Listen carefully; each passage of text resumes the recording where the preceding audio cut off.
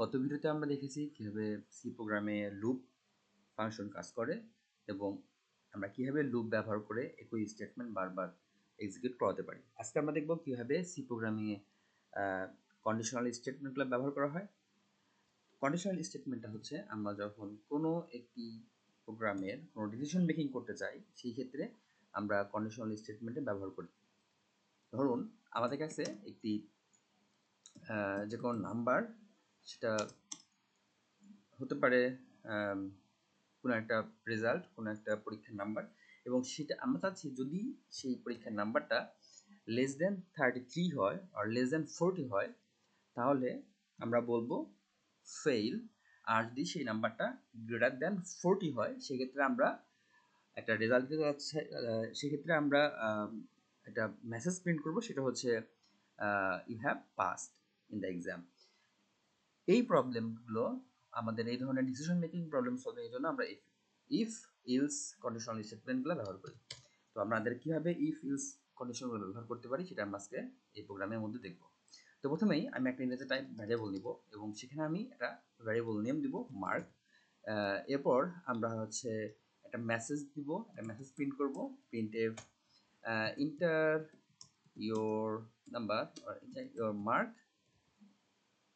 And আমরা new line use করবো এখানে, এবং আমরা ইউজারের কাছ থেকে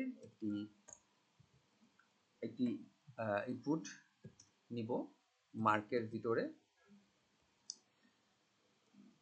ওকে, এবার আমরা প্রথমেই দেখব যে আমাদের কোড কাজ করতেছে কিনা।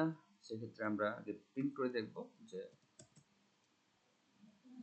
ইনপুট ঠিকঠাক নিচ্ছে কিনা। সরি, এখানে থাকবে হচ্ছে %d আর এখানে থাকবে হচ্ছে মার্ক।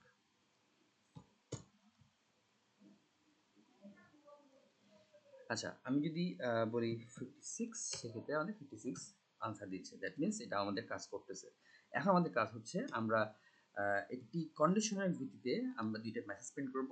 যদি মার্কের ভ্যালু 40 এর নিচে কম হয় তাহলে আমরা কি লিখব?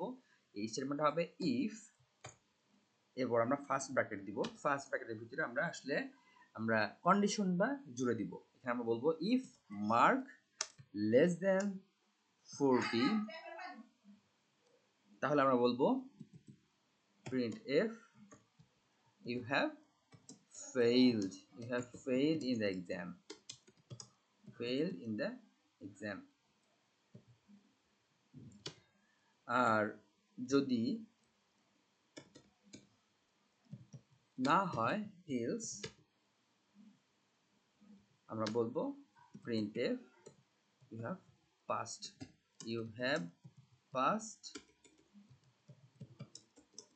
in the exam। তো এই হচ্ছে আমাদের প্রোগ্রাম।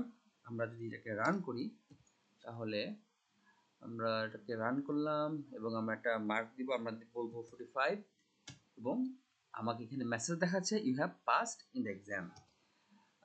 আমি যদি আবার রান করি এবং আমি যদি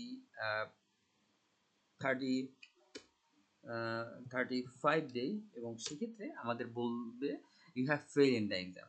তাহলে আমাদের এই জায়গাটায় আমরা ডিসিশন মেকিংয়ের কাজগুলো করতে পারবো কন্ডিশনাল স্টেটমেন্টগুলো দিয়ে। আমরা পরবর্তী ভিডিওতে কন্ডিশনাল স্টেটমেন্টের আরও ব্যবহার দেখব। ধন্যবাদ।